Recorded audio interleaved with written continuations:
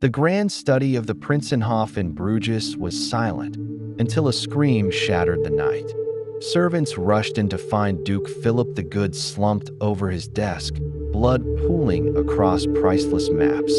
A jeweled dagger jutted from his back, its hilt carved with the wolf of the ducal guard. And standing over him, hands drenched in crimson, was the Duke's most loyal soldier, Sergeant Renaud. The grand halls of the Prinsenhof in Bruges, the very heart of the Burgundian state, were built for celebration. They were meant for the shimmering display of wealth and power. But on a cold night in 1467, they didn't echo with music. They echoed with a single, piercing scream. Servants found him in his private study, a room that was supposed to be his sanctuary of maps and strategy. There lay Philip the Good, Duke of Burgundy, the Grand Duke of the West, a ruler who had humbled the King of France and forged an empire in all but name. He was slumped over his desk, a pool of dark wine and even darker blood spreading across priceless parchments. The cause of death wasn't a mystery. A ceremonial dagger was sticking out of his back, its hilt inlaid with the snarling wolf of the ducal guard.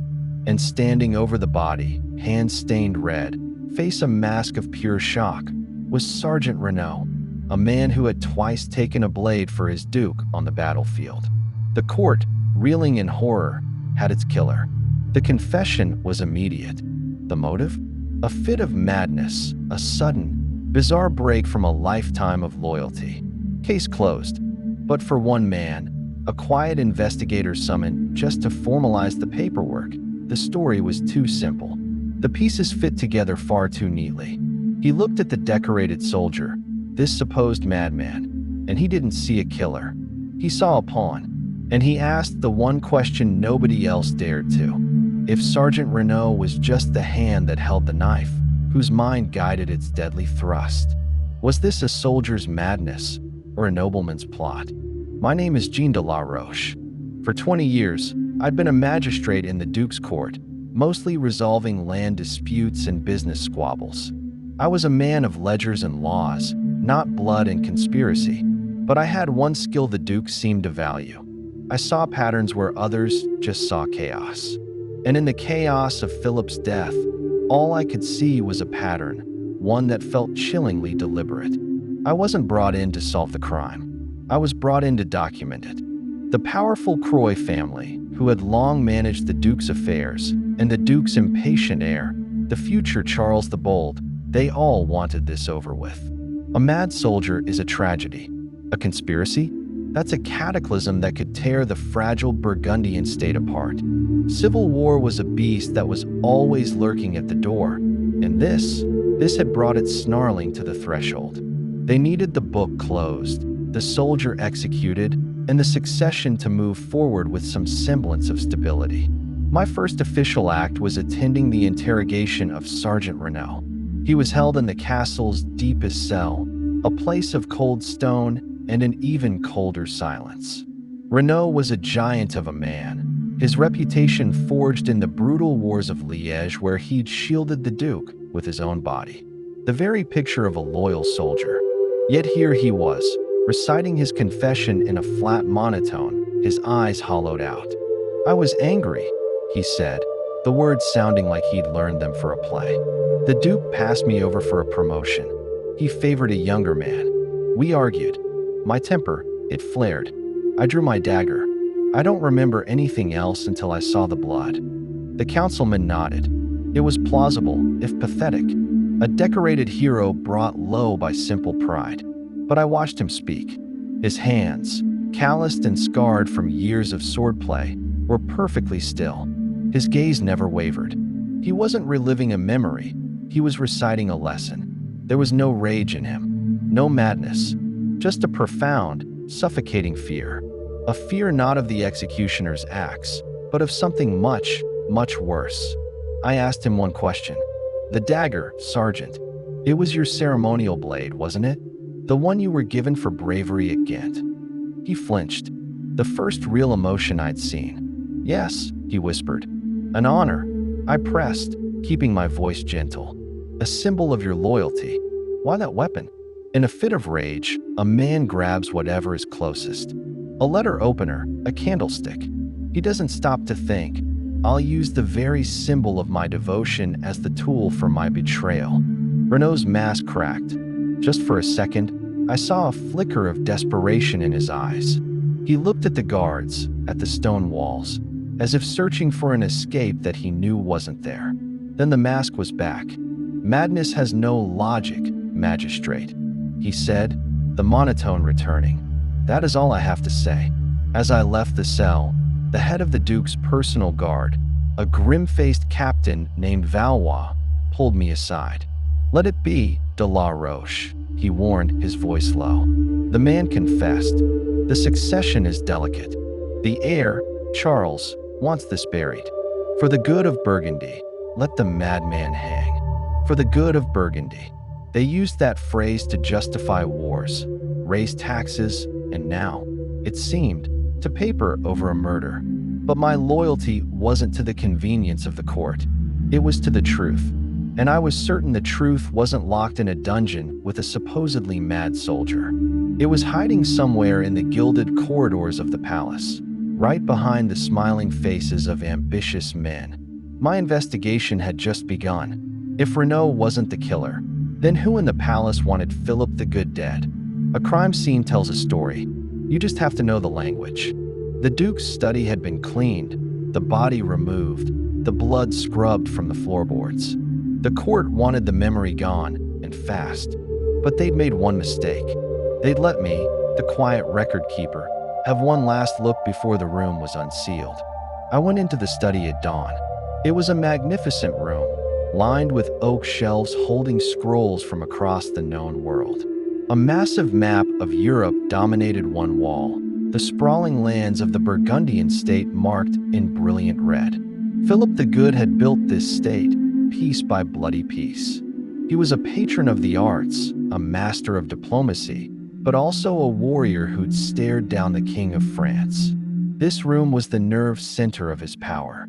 I walked to the desk. Heavy, dark wood, polished to a mirror shine. I pictured the scene. The Duke, reading late. Renault entering. The supposed argument. The flash of a blade. According to the confession, the Duke was seated and Renault stabbed him from behind. A simple, brutal act. But something felt wrong. The chair was heavy and ornate, with a high, carved back. For Renault to stab a seated Philip in the upper back, where the coroner's brief report said the wound was, he would have had to lean over the chair at a bizarre angle. Possible, sure, but clumsy. A trained soldier like Renault, even in a rage, would be more efficient. A strike to the neck, maybe, or he'd pull the Duke from his chair. I knelt, running my fingers along the rich carpet under the desk. My eyes scanned for anything out of place, and then I saw it. Tucked almost completely under the heavy pedestal was a single, tiny object. Not a coin or a button. It was a dried petal, impossibly small. I recognized it instantly.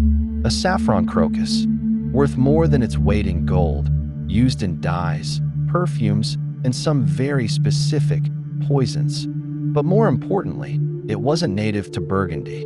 Its trade was controlled almost entirely by Flemish merchant guilds, many of whom had grown to hate the Duke's heavy taxes.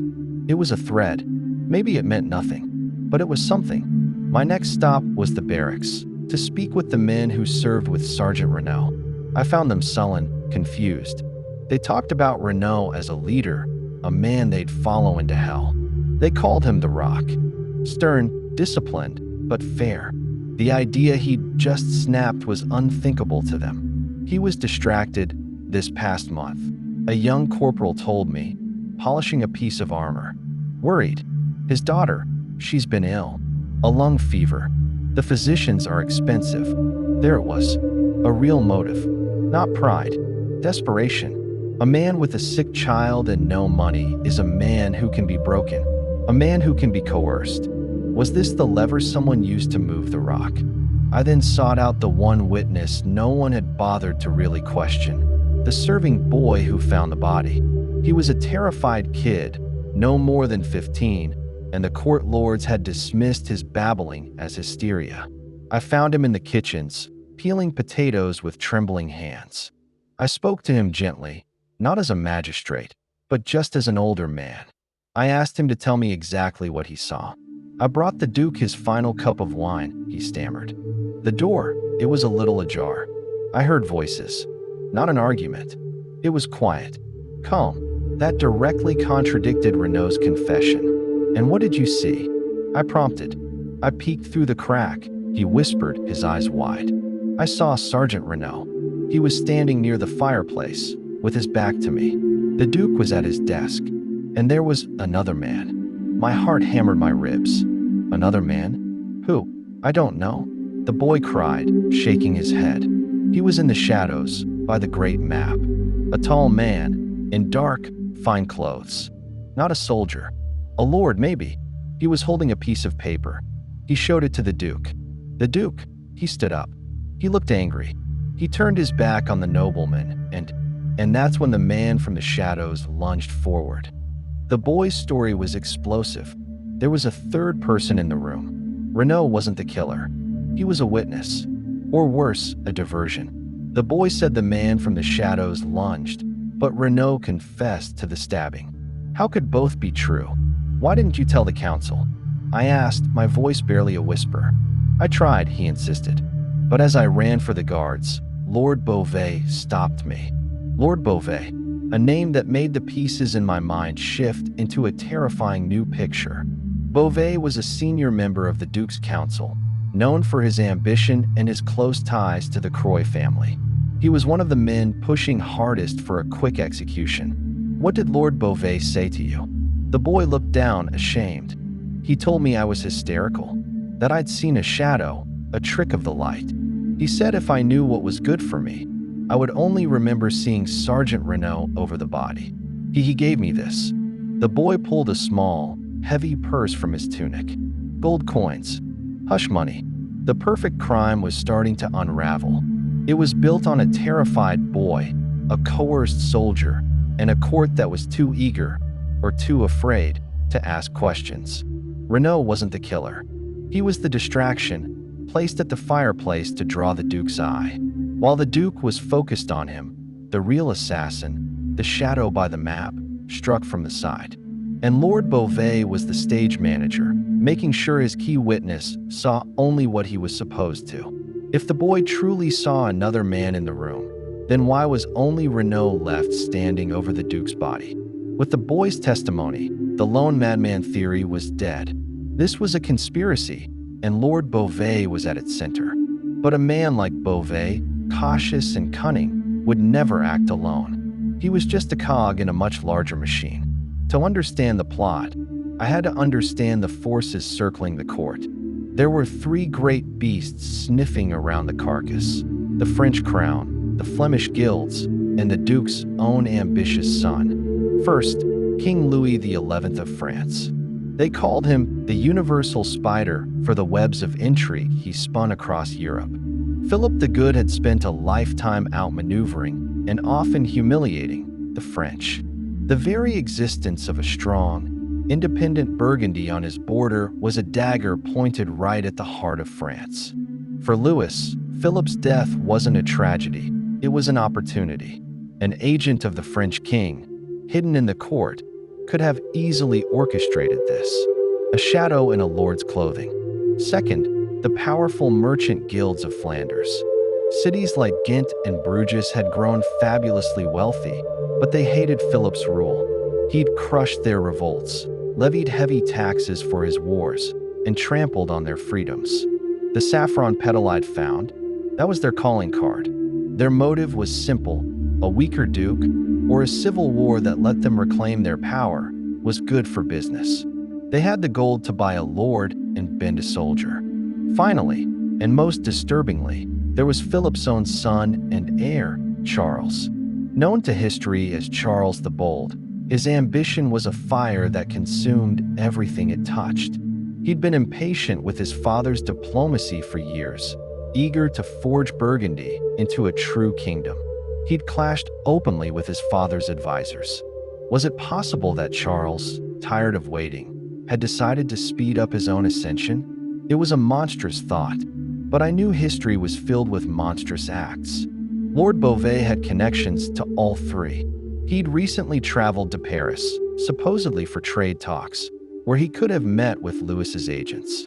His family had deep financial ties to the Flemish wool trade, and he had skillfully become a key advisor to young Charles, stoking his ambition. Beauvais was the link.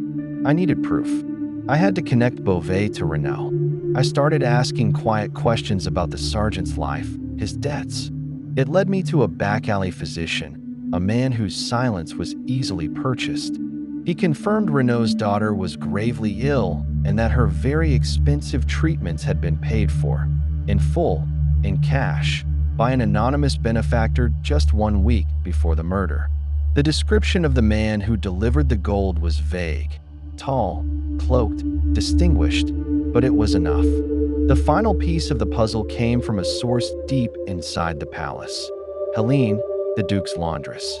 An old woman, invisible to the great lords, but she saw everything. She knew the secrets hidden in the stains on their silks. When I asked her about Lord Beauvais, her eyes narrowed. "He's a man of two faces," she said. "He came to see me the day after it happened, gave me a doublet to clean, said he'd spilled wine on it." She paused, looking around the steamy room as if the walls were listening. "There was wine, yes, but something else. On the right cuff, a dark, rust-colored stain, and it smelled of iron. Blood, on the right cuff." The serving boy said the killer, the shadow, had lunged forward. A right-handed thrust. The killer would have blood on his right hand, his right sleeve. Beauvais had gotten rid of the evidence, but he was careless. He'd counted on a servant being invisible, but he'd underestimated her. I had it. Motive, means, and opportunity. Lord Beauvais, likely funded by the Flemish and encouraged by the French, had planned it all. He'd used Renaud's sick daughter to blackmail him. Renaud's job was simple: stand by the fireplace, create a scene. He probably never knew the Duke was meant to die. In the confusion, Beauvais, the real killer, struck from the shadows. Then he used his authority to silence the only witness and frame the perfect scapegoat. Was this murder the work of a single ambitious lord, or the opening move of France itself? The time for secrets was over. Armed with the laundress's story and the physician's information, I had to confront Beauvais. But doing it in open court would be suicide. Beauvais was protected by powerful factions and, more importantly, by the heir, Charles. To accuse Beauvais was to accuse Charles of being complicit, or at best, a fool. It would trigger the very civil war I was trying to prevent. I had to be smarter. I requested a private audience with Charles, using my official duty of finalizing the report on his father's death. I chose the location carefully, his father's study, the scene of the crime. Charles met me there, pacing impatiently, a young wolf restless with energy. "De la Roche," he said dismissively. "Is the report finished? I want Renaud's execution scheduled for tomorrow. We must show strength." "Almost complete, Your Grace," I said calmly. "But a few details are troubling me." I walked him through it, piece by piece. The awkward angle of the stabbing, the calm voices the serving boy heard, the saffron petal. With each detail, Charles's impatience turned to irritation, then to sharp attention. He was no fool. He could see the cracks just as well as I could. Then, I played my final card. "The serving boy," I said, watching him closely. "He now remembers something else. A third man in the room. He was afraid to speak, but his conscience won out. He described a tall nobleman, standing in the shadows by the map." Charles went still. His eyes darted to the spot by the wall map. "He's lying," Charles said, but his voice had no conviction. "Perhaps," I agreed. "But then, there's the matter of Lord Beauvais's doublet. The one he had cleaned the morning after the murder. The one with blood on the right cuff. The name just hung in the air between us." Charles stared at me, his face a blank slate. He was doing the terrible math in his head. His trusted advisor, the man who'd fueled his ambitions, was a murderer. Admitting it meant admitting he'd been played, that his father's killer stood at his right hand. It would be a catastrophic show of weakness just when he needed to project absolute strength. At that moment, the door opened, and there stood Lord Beauvais himself, clearly summoned by Charles. He walked in with an air of total confidence, but his eyes flickered nervously between me and the young Duke. "Your Grace," Beauvais began with a slight bow. "You wish to see me? I trust this magistrate hasn't been bothering you with his fantasies." Charles didn't speak. He just stared at Beauvais, his gaze as cold and hard as iron. The silence stretched, thick with accusation. Beauvais's composure started to crumble. A thin sheen of sweat appeared on his brow. The boy was coached. Beauvais blurted out, his voice suddenly shrill. "He's a simpleton. The laundress is a senile old woman. This is a fabrication. Then show us your doublet," I said, my voice cutting through his panic. "The one you wore that night. Surely you haven't disposed of it?" An innocent man would have no reason to. Beauvais was trapped. He looked at Charles, pleading for help. But Charles's face was a mask of cold fury. He had made his choice. He would not be the Duke who took his throne with the help of a common murderer, who risked his entire legacy on a man who had lied to him. "You have been a loyal advisor, Beauvais," Charles said, his voice dangerously soft. "But your service to this court is at an end." "Guards!" Beauvais fell to his knees, his entire world shattering around him. The game was over. Would Charles protect his advisor Beauvais, or expose him as the Duke's true killer? Beauvais never confessed to the murder. Instead, under intense interrogation, he revealed the full conspiracy. It was worse than I'd imagined. The plot wasn't just to kill Philip, it was to break the Burgundian state itself. Beauvais admitted he'd been in contact with agents of Louis XI. The plan was for the assassination to trigger a succession crisis, which would be amplified by guild-led revolts in Flanders, all funded by French gold. In the chaos, French troops would move in to stabilize the region, seizing key territories. It was a brilliant, ruthless plan to undo Philip the Good's life's work. Sergeant Renault's role was just as I suspected. He was blackmailed, his daughter's life held over his head. He was told to create a scene, draw his dagger, and argue with the Duke. He was assured the Duke wouldn't be harmed, that guards would intervene. He was a pawn, put on the board to be sacrificed from the start. When Beauvais struck from the shadows, Renault was left standing there in shock, holding the dagger from the charade, making him the perfect scapegoat. Charles acted with the decisiveness that would earn him the name the Bold. He couldn't let the full truth get out. News of French plots and widespread treason would have caused the very collapse the conspirators wanted. So, a different story was written. Lord Beauvais was quietly executed for treason for engaging with foreign powers.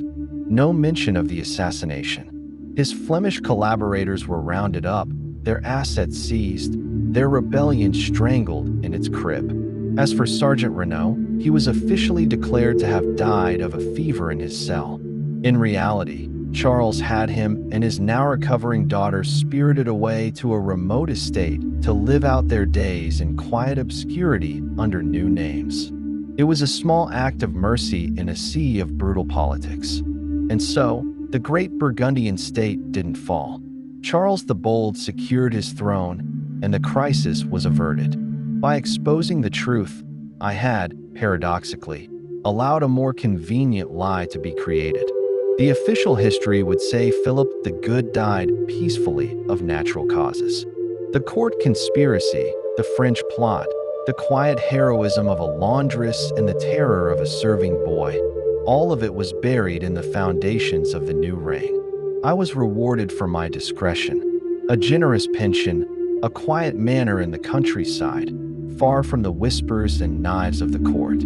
I had saved the kingdom from a devastating war, but the truth became my solitary burden. History is never as simple as the stories were told. It's a dark and tangled forest. For every path lit up in our books, a dozen more remain in shadow. The story of the soldier who killed his king is a reminder that behind the grand tapestries of power, the fates of empires can turn on the smallest of things. a desperate father's love, a nobleman's ambition, and the quiet courage of those willing to look closer, to question the truth, and to risk everything to find the story hidden in the margins. So what do you think? Could something like this have really happened in the 15th century Burgundian court? What other historical what-ifs keep you up at night? Let us know your theories in the comments below. And if you enjoy digging into the hidden corners of history, make sure you like this video and subscribe for more mysteries.